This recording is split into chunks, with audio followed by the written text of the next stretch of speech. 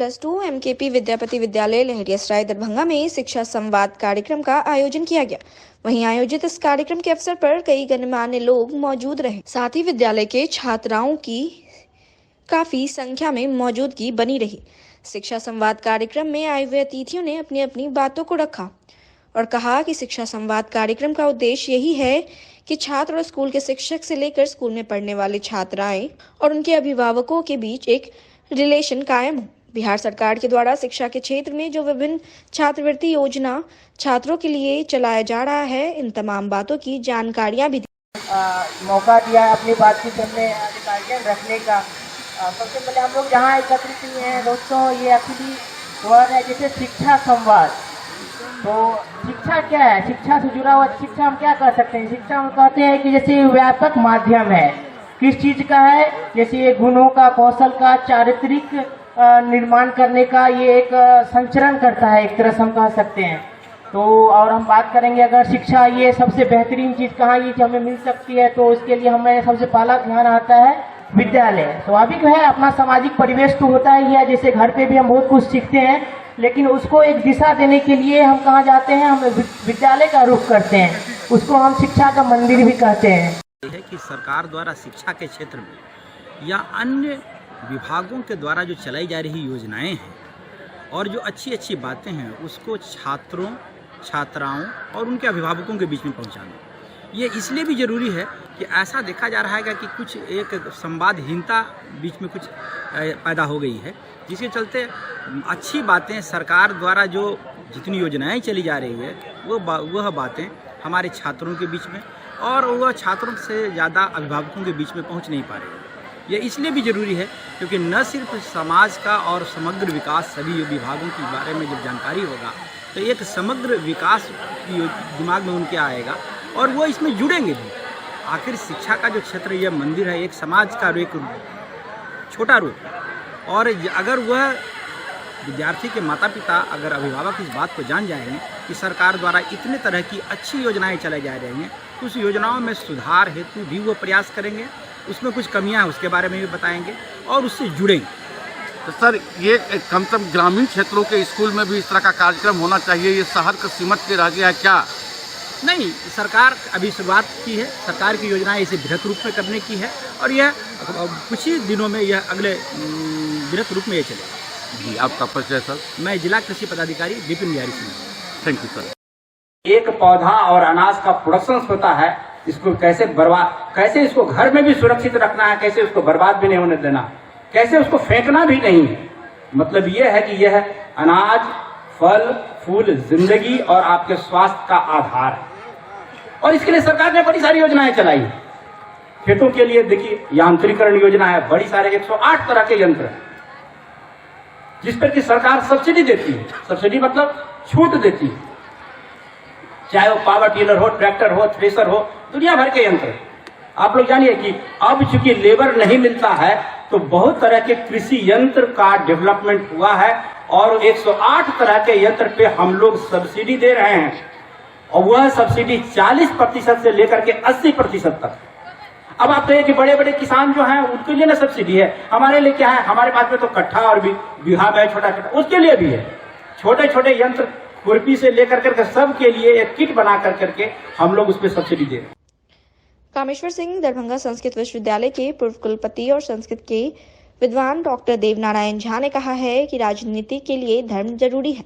अगर धर्म का अंकुश राजनीति पर से समाप्त हो जाएगा तो राजा और राज्य दोनों नष्ट हो जाएंगे। शुक्रवार को ख्याति लब्ध पत्रकार एवं समाजसेवी स्वर्गीय राम गोविंद प्रसाद गुप्ता की 28वीं पुण्यतिथि के अवसर पर धर्म की राजनीति और पत्रकारिता का धर्म विषय पर संगोष्ठी के संबोधित करते हुए प्रोफेसर झा ने कहा कि धर्म प्राचीन काल से ही राजनीति का हिस्सा रहा है।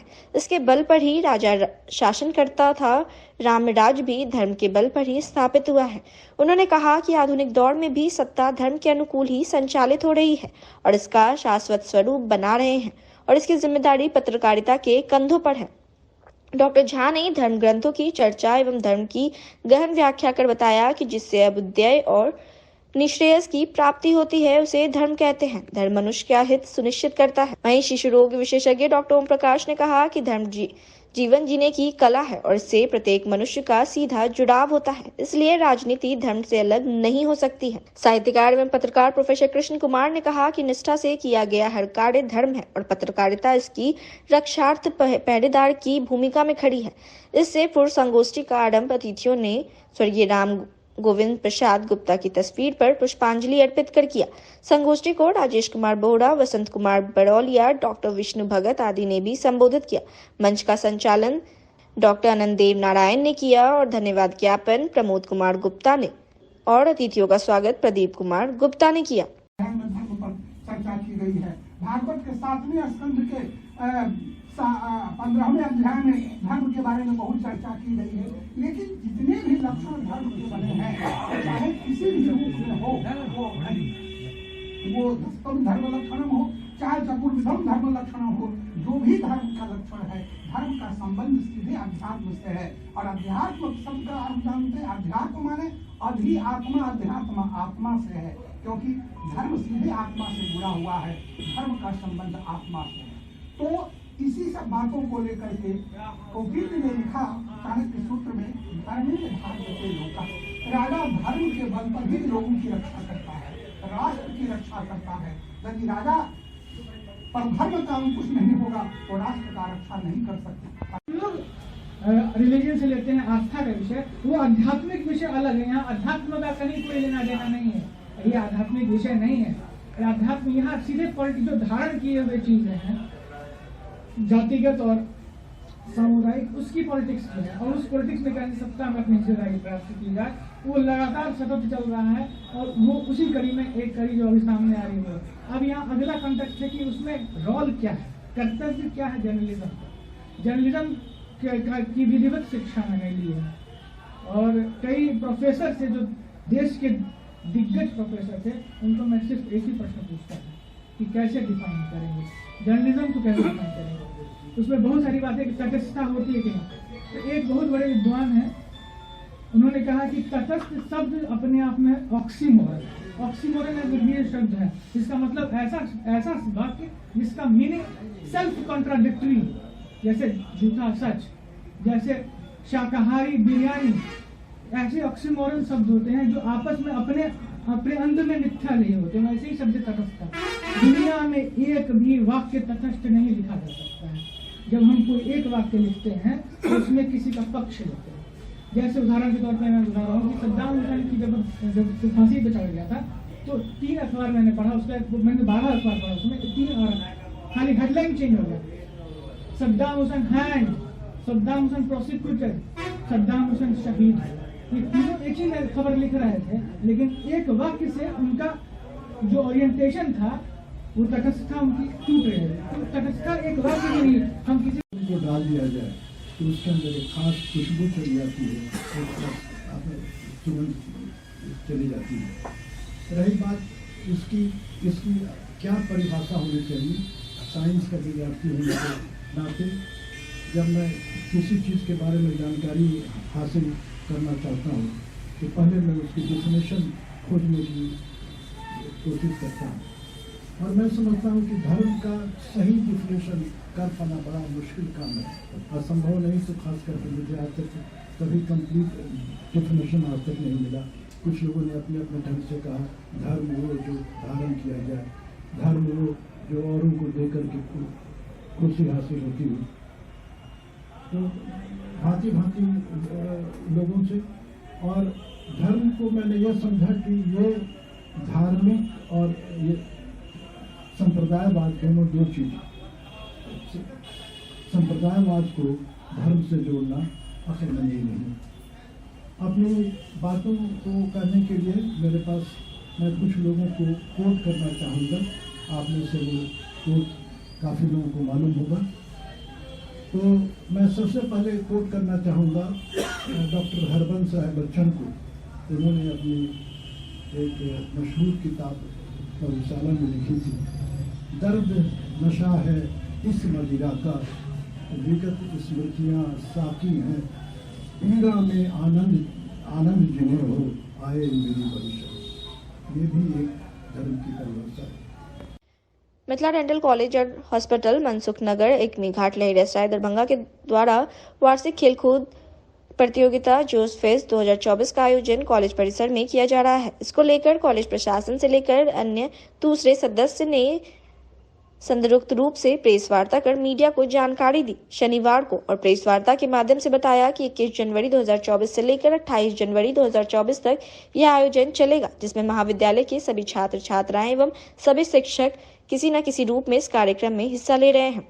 वहीं खेलकूद प्रतियोगिता कार्यक्रम के संबंध में मीडिया से बात करते हुए वार्षिक खेलकूद प्रतियोगिता की विस्तृत जानकारी देते हुए कॉलेज के प्रबंध निर्देशक इम्बेसाद शौकत ने बताया कि इस प्रतियोगिता का उद्घाटन दरभंगा के नगर पुलिस अधीक्षक सागर कुमार के द्वारा रविवार को सुबह 10 बजे किया जाएगा और प्रतियोगिता का पुरस्कार वितरण समारोह 28 जनवरी 2024 को जिला और सत्र न्यायाधीश मुख्य अतिथि होंगे, जिनके हाथों पुरस्कार वितरण किया जाएगा। और इस अवसर पर ललित नारायण मिथिला यूनिवर्सिटी दरभंगा के कुलपति प्रोफेसर सुरेंद्र प्रताप सिंह विशिष्ट अतिथि के रूप में कार्यक्रम में शिरकत करेंगे। खेलकूद प्रतियोगिता कार्यक्रम के तहत क्रिकेट मैच से लेकर badminton, table tennis, volleyball, kabaddi, kho kho, high jump, long jump और कई प्रकार की खेल प्रतियोगिता का आयोजन किया जाएगा, जिसको लेकर तमाम तैयारियां पूरी कर ली गई है। 21 जनवरी से यह खेल प्रारंभ होगा। कुमार झा हूँ, मैं professor and head department of oral and maxillofacial surgery. जैसे हमारे प्रिंसिपल साहब ने बोला कि ये जोश फेस्टिवल है, ये हर साल इस कॉलेज में प्रायोजित की जाती है। इसमें बेसिकली जो स्टूडेंट लोगों को, जो लोग मतलब पढ़ लिख के पूरे थक जाते हैं मानसिक तौर से, उनको एक जोशीला बनाने के लिए, ताकि फिर से उनके अंदर ये ऊर्जा आ सके, जिस ऊर्जा से फिर आगे जाके वो अपनी पढ़ाई और जो भी ये सीख रहे हैं पेशेंट के ऊपर काम करने का, वो सब अच्छे तरीके से सीख पाए। तो ये हर साल होता है। इस साल भी हम लोग कल से शुरू हो रहा है और कल इनॉग्रेशन होगा जैसे सर ने बताया, और उसको जो समापन है कार्यक्रम का वो 28 तारीख को प्राइज डिस्ट्रीब्यूशन के साथ 11 बजे के आसपास किया जाएगा। और एक उल्लास भरा ये प्रोग्राम है, इसमें सब विद्यार्थी लोग बहुत ही बहुत ही खुश और बहुत ही हर्षित है, उत्साहित है। तो हम लोग सब ये चाहते हैं कि ये प्रोग्राम सक्सेसफुल हो। आप सब लोगों का शुभकामना चाहिए इसके लिए। ये डेंटल कॉलेज है जहाँ पे ये फेस्ट हर साल होता है, और ये इकलौता कॉलेज है जहाँ पे पोस्ट ग्रेजुएशन कोर्सेस है सारे स्पेशलिटीज में चल रहे हैं, और 2 में अप्रूव हो गया है जो आने वाला है। और इवन पैरा डेंटल स्पेशलिटीज में भी यहाँ पे मतलब सिखाया जाता है, जैसे उसके बाद डेंटल टेक्नीशियन, ये सब अलग अलग कोर्सेस यहाँ पे होता है। एकमात्र कॉलेज है जो यहाँ पे होता है, वो मुंह से रिलेटेड, दंत चिकित्सा से रिलेटेड, इवन चेहरे से रिलेटेड, विकृति से लेके सब तरह का सर्जरी, सबका निदान यहाँ पे किया जाता है बहुत ही सफल तरीके से। मैं डॉक्टर सुधीर हूँ, principal Mithila minority dental college. आप सबको इसलिए बुलाया गया है क्योंकि जोश फेस्ट 2024 इस साल का उद्घाटन करने वाले हैं, तो इसी के बारे में बताने के लिए आपको बुलाया गया है।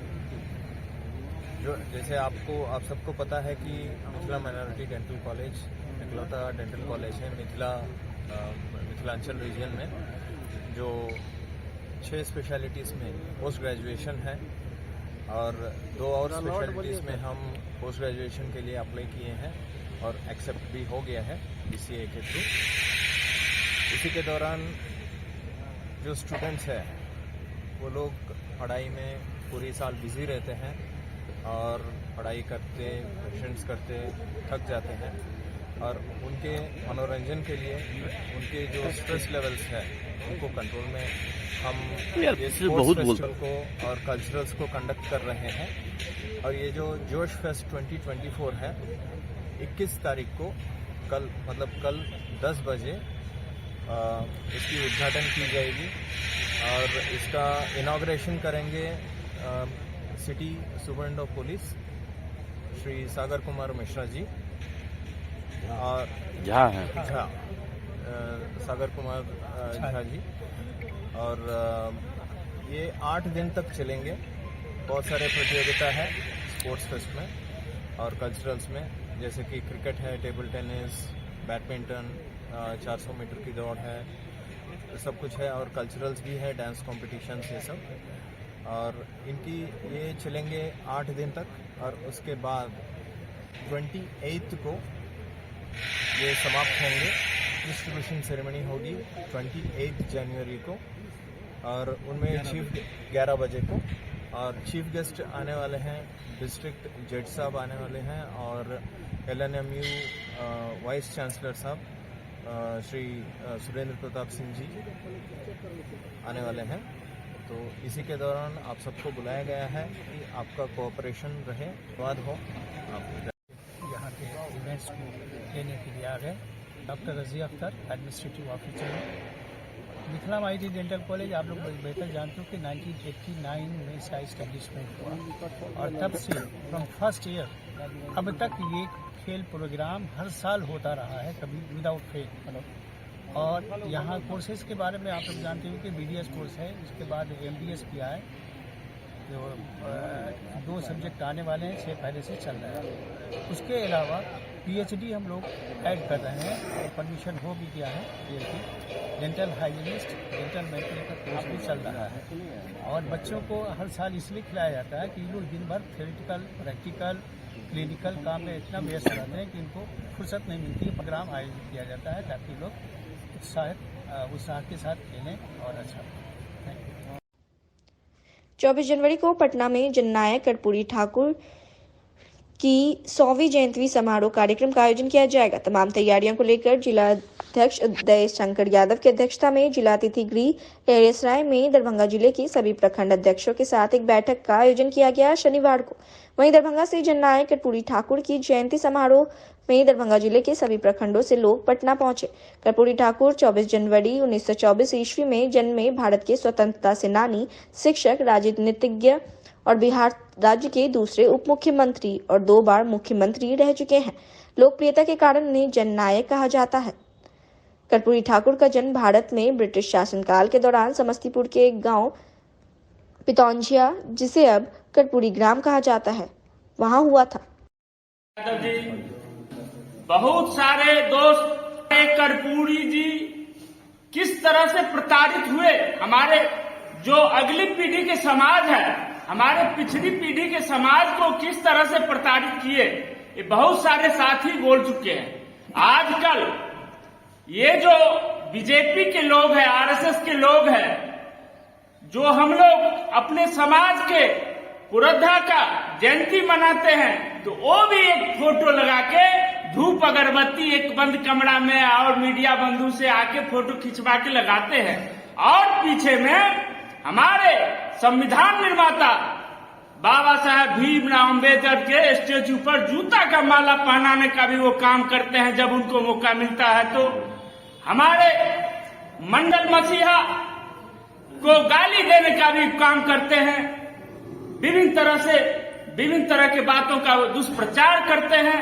और आजकल घर में जाके, और मैं जवाब दे रहा हूं कि बंधु भी, कल ये आरएसएस और बीजेपी वाले लोग राम मंदिर का ढोंग लेके और डीलर वाला जो उजरा अक्षत होता है, एक एक चम्मच लेके और बांटने का काम कर रहा है। काम क्या प्रसाद है? नहीं, ये देखिए, ये क्योंकि खबर आ रही है नीतीश कुमार एनडीए में जा रहे हैं। सुनिए, जननायक कर्पूरी ठाकुर जो जन जन के नेता थे, और जननायक सभी नेताओं में नहीं लगा, अगर आप देखेंगे तो उनका जयंती सभी लोग मना सकते हैं, और राजद ने तो पूर्व से ही मनाते आ रहा है, और जदयू भी मना रहे हैं। तो रैली नहीं है जो अपना अपना ये शक्ति प्रदर्शन हो या कुछ हो। जननायक कर्पूरी ठाकुर जी का 100 साल पूरा होने वाला है, और उसी को लेके यह जयंती समारोह मनाया जा रहा है। भिन्नता नहीं है, जो राजद कर रहे हैं और दल के भी लोग कर सकते हैं। देखेंगे, हो सकता है तो रामराज का नारा देकर और द्रौपदी का जो चीरहरण करवा रहे हैं वो भी मना सकते हैं। इसीलिए इसमें कोई बड़ी बात नहीं है। हमारे पूर्वज, चाहे डॉक्टर भीमराव अंबेडकर हो, लोहिया जी हो, कर्पूरी ठाकुर जी हो, राष्ट्रीय जनता दल ने सब का जयंती, अपने पुरखे का जयंती मनाते आया है और आगे भी मनाते रहेंगे। आप बात करते हैं, ऐसा लगता है चिढ़े हुए हैं आप लोग। जैसे बताइए, तो श्री कृष्ण जो सारथी बने थे, उन्होंने ही द्रौपदी को चीरहरण होने से बचाया था। तो जब जब इस पृथ्वी पे जब जब दुराचारियों का आगमन होता है, यदुवंश उस समय खड़ा होता है और पापियों का नाश करता है। इसीलिए हमारे दिल में भगवान है और हम हर जगह भगवान को मानते हैं। अगर भगवान की बात करते हैं तो हम लोगों से ज्यादा पूजा पाठ और श्रद्धा या ब्राह्मण को आदर इस पृथ्वी पे यदुवंशी से ज्यादा कोई नहीं करता है। अगर आपको समझना है तो अपने समाज में पूछ लीजिएगा। बताइए, कार्यक्रम को लेकर के क्या रूपरेखा तैयार की गई है? हमारे माननीय जिला अध्यक्ष महोदय ने अभी आप लोगों को बताया है कि कार्यक्रम कैसे प्रारूप तैयार किया गया है और दरभंगा से किस हॉल तक हम लोग कैसे पहुंचेंगे, इसका प्रारूप अभी हमारे माननीय जिला अध्यक्ष महोदय ने आपको बता दिया है। और ये ज्वाइंट हम लोग की राष्ट्रीय जनता दल की बैठक थी, सभी प्रकोष्ठ की, और जो निर्णय लिया गया है वही सबके लिए मान्य है और उसी निर्णय के मुताबिक हम लोग यहाँ से प्रस्थान करेंगे और वहाँ मीटिंग करेंगे। मलिक जी, आप जेडीयू के युवा जिला अध्यक्ष, जेडीयू के नहीं, आरजेडी के साथ राजद के बने हैं, क्या आप इसको कैसे जिला में कैसे क्या करेंगे, किस तरह की रणनीति रहेगी आपकी? देखिए, पूर्व से बेहतर अभी हमारे जिला अध्यक्ष महोदय हैं जो बहुत अच्छा काम कर रहे हैं, और हम युवा जो पूर्व से चल रहा था, हम आशा नहीं पूर्ण विश्वास के साथ आपको बताता हूं कि अपने जिला अध्यक्ष महोदय को और अपनी पार्टी को एक नई ऊर्जा दरभंगा जिला से युवाओं के रूप में दूंगा, और वो आपको 2024 के चुनाव में दिखने को मिलेगा। ठीक है। महिला है क्या? आइए महिला। शैक्षणिक संस्थाओं के परिसर में छात्र छात्राओं के लिए वांछित सुविधाओं को प्रदान करना शैक्षणिक माहौल बनाने में सहायक कारक के रूप में काम करता है। एक ही परिसर में बैंक और पोस्ट ऑफिस के साथ साथ कैंटीन आदि की व्यवस्था महाविद्यालय प्रशासन की दूरदर्शिता का परिचायक है। यह सारी बातें ललित नारायण मिथिला विश्वविद्यालय दरभंगा के कुलपति प्रोफेसर सुरेंद्र प्रताप सिंह ने स्थानीय सीएम कॉलेज में छात्र छात्राओं की सुविधा के उद्देश्य से नामांकन काउंटर, कैंटीन और बैंक के नवनिर्मित भवन का उद्घाटन करते हुए कही। वहीं कुलपति ने बिहार राज्य पिछड़ा वर्ग और अति पिछड़ा वर्ग कल्याण विभाग पटना के सौजन्य से निःशुल्क संचालित प्राक परीक्षा प्रशिक्षण केंद्र और मुख्यमंत्री व्यावसायिक पाठ्यक्रम मार्गदर्शन और उत्प्रेरण केंद्र सीएम कॉलेज दरभंगा में नवनामांकित छात्र छात्राओं के स्वागत सह उत्प्रेरण समारोह का दीप प्रज्वलित कर उद्घाटन करते हुए कहा कि जीवन में सफलता पाने के लिए शिक्षा से बेहतर दूसरी चीज नहीं हो सकती है। शिक्षा एक व्यवस्था है, तंत्र है जिसकी ताकत बहुत बड़ी होती है, जो हमें आगे बढ़ाती है। उन्होंने एकलव्य का उदाहरण देते हुए कहा कि विद्या प्राप्त करने के लिए निरंतर स्वाध्याय और अभ्यास सबसे बड़ा माध्यम है। जो चुनौती स्वीकार करता है वही सफलता भी प्राप्त करता है। वहीं विशिष्ट अतिथि के रूप में जिला कल्याण पदाधिकारी मोहम्मद असलम अली ने कहा कि अच्छी शिक्षा से छात्र कामयाब होंगे और देश की भी तरक्की होगी।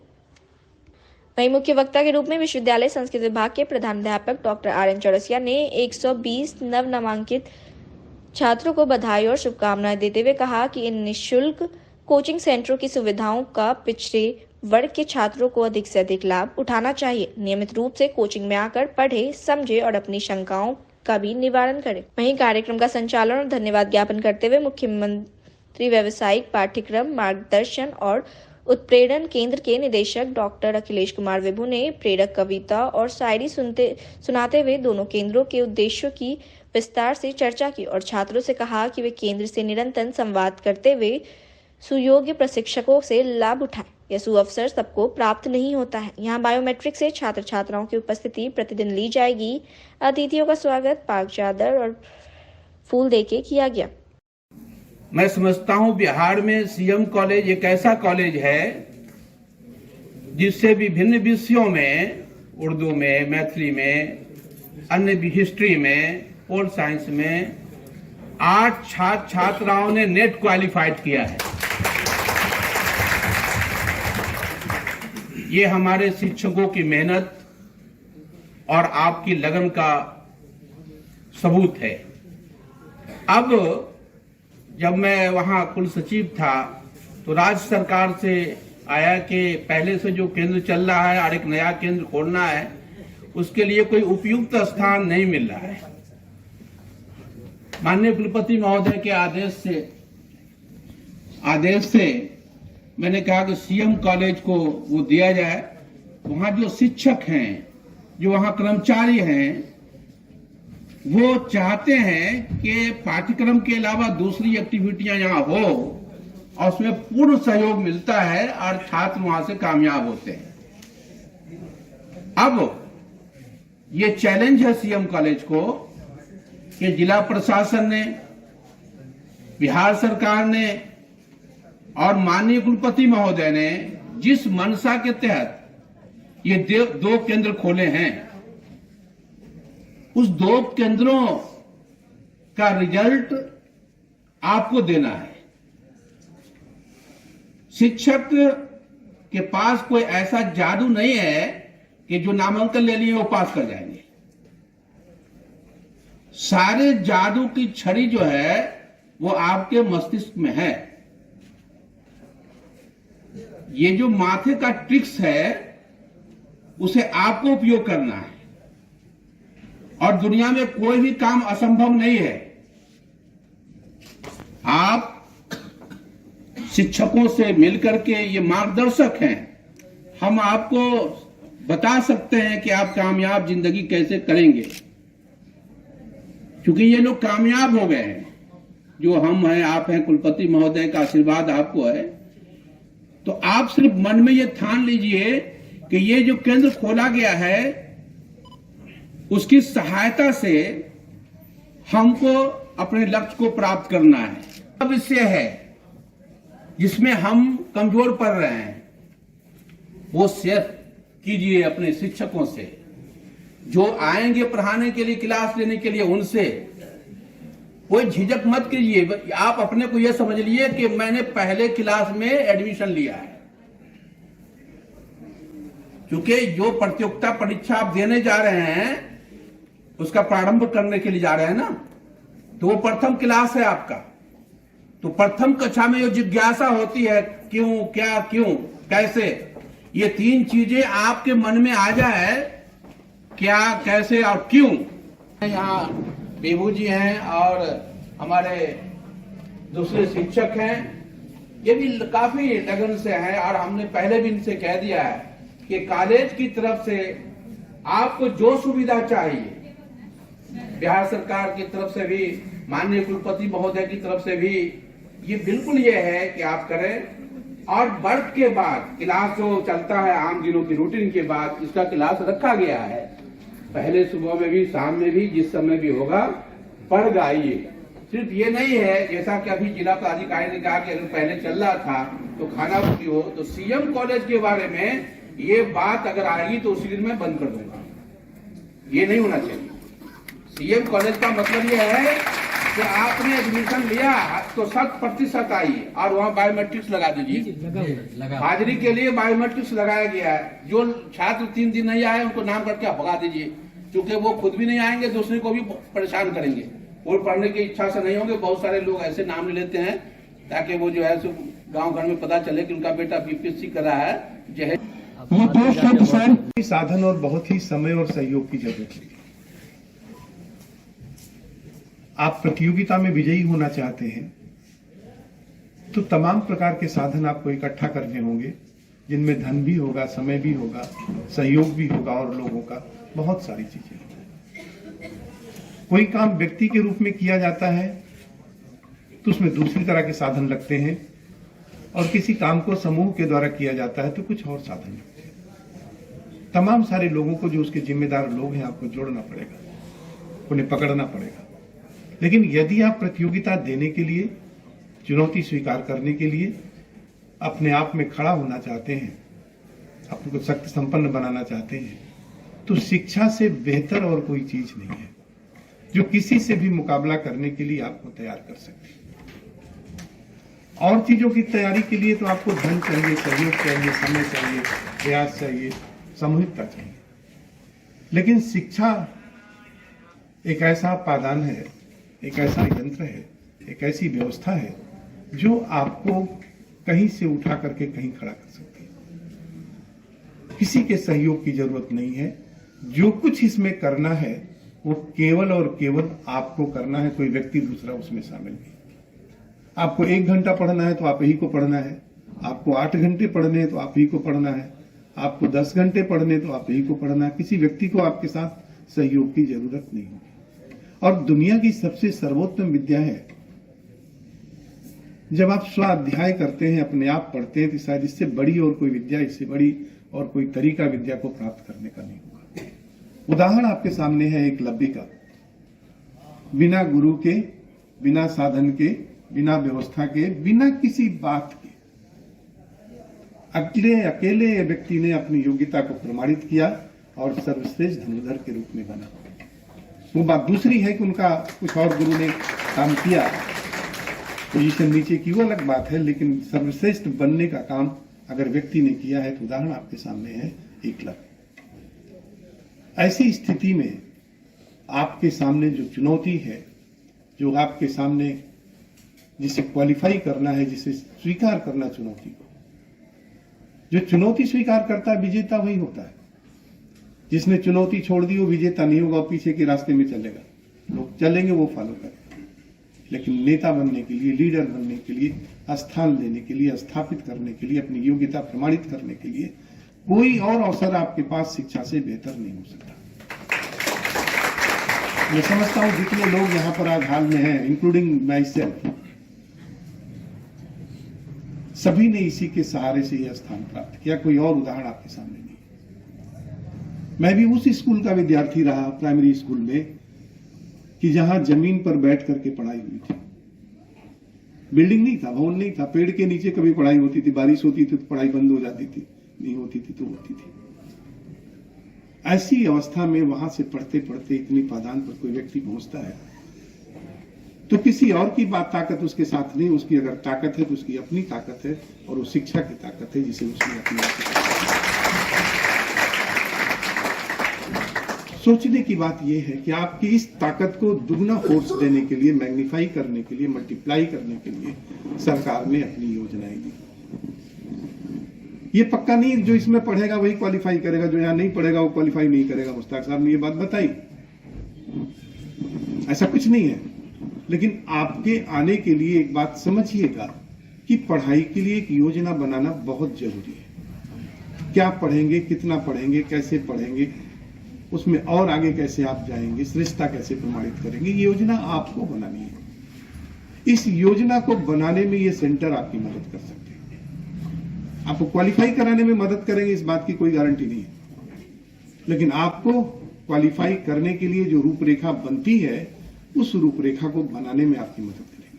यानी आपका 90% काम सॉल्व कर देंगे। जैसा जिला कल्याण अधिकारी ने बताया कि well begin in half done, अच्छी शुरुआत अगर हो जाए तो कार्य संपन्न हो जाता है।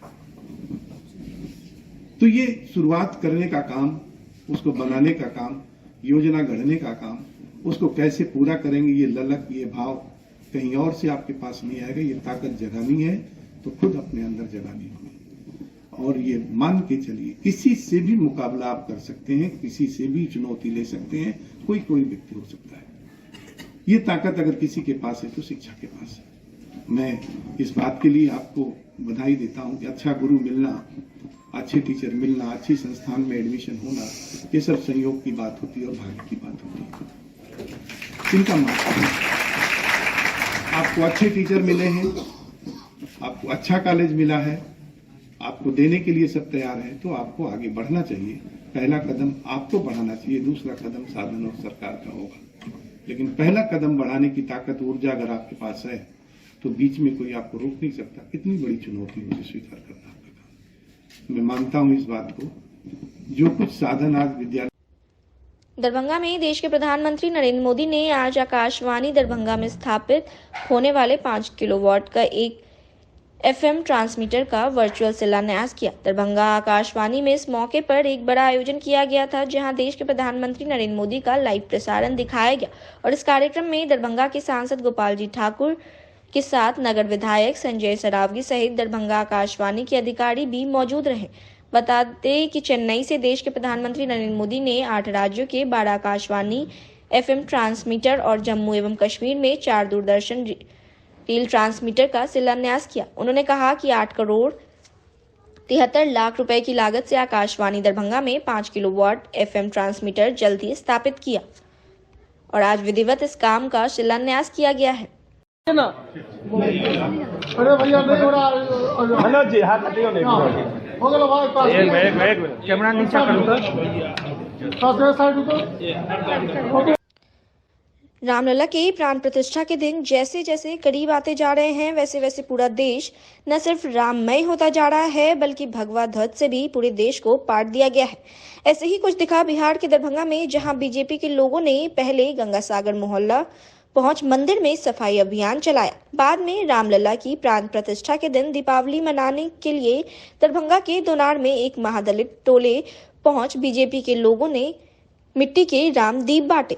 बीजेपी के पूर्व MLC अर्जुन सहनी के नेतृत्व में बीजेपी के जिलाध्यक्ष सहित तमाम लोग दरभंगा के दोनार स्थित एक महादलित टोले में पहुंचे और यहां सभी घर के दरवाजे खटखटाकर 5 दीप दिए गए।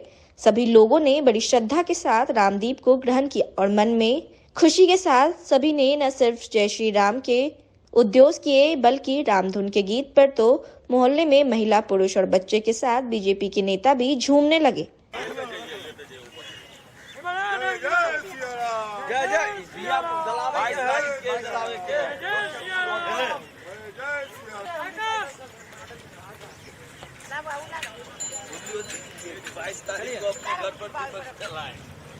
खीर पूरी बना के खेबाई। जय जय सिया राम।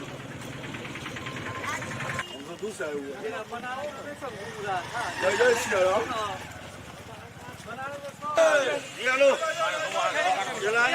रामचंद्र की, सियावर रामचंद्र की।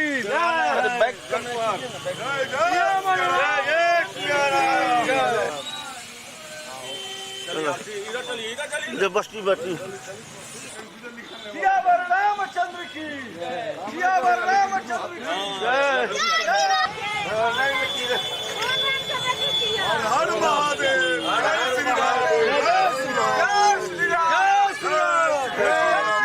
तारीख को हम लोग राम मंदिर को सजाएंगे, घर सजाएंगे, दीपावली मनाएंगे, पटाखा फोड़ेंगे, न्यू न्यू वस्त्र पहनेंगे, खूब डांस करेंगे, पार्टी साथी के साथ मनाएंगे। राम से जय श्री राम। राम जी को जयकारा लगाएंगे, खूब नाचेंगे, गाएंगे, सबके साथ जाएंगे, घूमेंगे, राम का मंदिर भी जाएंगे, खूब नाचेंगे, पार्टी करेंगे, फंक्शन करेंगे, राम जी का जयकारा लगाएंगे। जय श्री राम।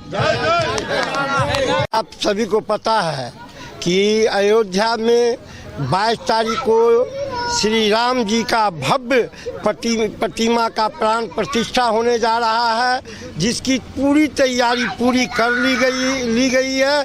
और आप सभी जानते भी हैं, जैसे भगवान श्री राम ने 14 वर्षों के बाद वनवास के बाद जब अयोध्या लौटे थे, तो पूरे अयोध्या धाम में दीपावली मनाया गया था। और 550 वर्षों के बाद जो अयोध्या में श्री राम जी का विशालतम प्रतिमा स्थापित होने जा रहा है, जो नरेंद्र मोदी जी के नेतृत्व में होने जा रहा है, तो भारत के एक एक गांव में, एक एक घर पर 22 तारीख को हम सभी राम दीप जलाने का काम करेंगे। और उससे पहले भारत के जितने भी तमाम मंदिरें हैं, ये उसमें हमारे कार्यकर्ता राम भक्त स्वच्छता अभियान चला रहे हैं। उसी के आलोक में अभी मारवाड़ी कॉलेज के पास जो भोला बाबा का मंदिर है, वह हमारे सभी राम भक्तों ने सफाई करने का काम किया है। और उसके पश्चात इस भटियारी सराय मिसटोला के दलित बस्ती में हमने राम दीप बांटने का काम किया है। और लोगों से साग्रह निवेदन किया है कि 22 तारीख को निश्चित रूप से जिस तरह हम आप दीपावली मनाते हैं उससे भी ज़्यादा उत्साहित होकर के श्री राम भगवान के लिए आप 22 तारीख को एक भी घर नहीं बचे जहां दीप जला करके आप दीपावली निश्चित रूप से मनाइएगा। और मुझे पूर्ण विश्वास है कि जो हमारे दरभंगा के सहित पूरे भारतवर्ष में जो राम भक्तों का जो उत्साह है कि 550 वर्षों के बाद जो राम मंदिर का निर्माण नरेंद्र मोदी जी के नेतृत्व में हो रहा है, इससे तमाम भारत के वासी उत्साहित है और सभी लोगों ने उत्साहपूर्वक दीप बांटने का काम कर रहे हैं और लोगों का आह्वान कर रहे हैं। केवल हम ही लोग नहीं कर रहे हैं, भारत के तमाम जनता स्वच्छता अभियान में लगा हुआ है, दीपावली मनाने के काम में लगा हुआ है। अब मुझे पूर्ण विश्वास है कि जो ही 22 तारीख को अयोध्या में राम जी का प्रतिमा का प्राण प्रतिष्ठा होगा, सभी भारत के घरों में, भारत के ही घरों में नहीं पूरे दुनिया में जो भारतवंशी रहते हैं, जो राम भक्त रहते हैं, सभी लोग 22 तारीख को राम दीपक जला करके दीपावली मनाने का काम करेंगे। जीवत सैनी, जिला अध्यक्ष, भारतीय जनता पार्टी से। रामलला की प्राण प्रतिष्ठा से पहले न सिर्फ राम की नगरी अयोध्या राममय है, बल्कि जनक जननी माता सीता की जन्मभूमि मिथिला का दरभंगा भी राममय हो गया है। पूरा दरभंगा शहर भगवा रंग के पटाखे से पट गया है। चारों तरफ हवा में राम भक्ति के गीत संगीत गूंज रहे हैं। इसी कड़ी में आज भव्य राम उत्सव यात्रा दरभंगा के राम दरबार कादिराबाद से निकाला गया। इस राम उत्सव यात्रा में छोटे छोटे बच्चे राम, सीता और लक्ष्मण के रूप की झांकियों भी निकाली गई। सैकड़ों हजारों लोग ढोल नगाड़े और राम भक्ति गीत संगीत के धुन पर झूमते नजर आए। राम उत्सव जुलूस में महिलाओं की संख्या भी अच्छी खासी देखी गई। हम लोग आज जो राम दरबार से पद यात्रा निकाले हैं उसका एक ही संकल्प है कि 22 तारीख जो हमारे कार सेवक का बलिदान है, जो राम भक्त जो हमारे जो संकल्प देखे थे, आज 22 तारीख को पूरा होने जा रहा है। उसके उपलक्ष्य में पद यात्रा निकाला है कि 22 तारीख को हर एक घर में दीप जले, उत्सव मनावे, पूरे दरभंगा राममय हो जाए। इसके लिए हमारे जो कार्यकर्ता है, विशाल है, धर्म है, मनीष भैया है, पंकज जी है, सुमित जी है, मुकेश महाराज, सब गोरा मिलकर, संस्था नहीं है, पूरे कोई पार्टी कोई पॉलिटिक्स नहीं है, सारा राम भक्त मिलकर मिला लगाए हैं, सभी अपने जोर लगाए और पूरे आज शहर भक्तिमय हो गया है, राममय हो गया। मुकेश कुमार लहरियासराय के बेता चौक स्थित रैन बसेरा पर शनिवार को दरभंगा जिला फुटपाथ विक्रेता मजदूर संघ दरभंगा की ओर से वेंडर्स दिवस, जिसमें संघ के प्रधान महासचिव कार्यक्रम की अध्यक्षता में मनाई गई। आयोजित कार्यक्रम को संबोधित करते हुए संघ के प्रधान महासचिव कारिगामी ने कहा कि हम अपने हक और अधिकार के लिए लगातार संघर्ष करते आ रहे हैं, लेकिन हमें हमारा हक सरकार अब तक नहीं दे रही है और हमेशा परेशान किया जा रहा है। समय समय पर अतिक्रमण के नाम पर परेशान किया जाता है और हमें रोजगार करने से वंचित किया जाता है। वहीं सोमनी देवी ने कहा कि हमें जीवन यापन करने के लिए बहुत संघर्ष करना पड़ रहा है। कभी निगम प्रशासन के द्वारा तो कभी जिला प्रशासन के द्वारा दुकानों को समय समय पर हटाया जाता है। वर्षों से हमारी मांग पूरी नहीं की गई है और हमारे लिए नियमित समाधान जो नियम के अनुसार होनी चाहिए थी नहीं की जा रही है। हमें हमारा हक वेंडिंग जोन मार्केट बनाकर दिया जाना चाहिए था, जो अब तक नहीं किया गया है। हम के श्रमिक प्रकोष्ठ के राष्ट्रीय अध्यक्ष आर.के. दत्ता ने दूरभाष के माध्यम से वेंडर्स दिवस को शुभकामनाएं देते हुए सभी संघ के लोगों को अपने अधिकारों के लिए एकजुट होकर लगातार संघर्ष करना होगा। मौके पर सोमनी देवी, मंजू देवी, शनिचरी देवी, विपिन कुमार दास और शिवनाथ पंजियार आदि कई लोग मौजूद रहे। नहीं आवेगा कल से दुकान में लगता।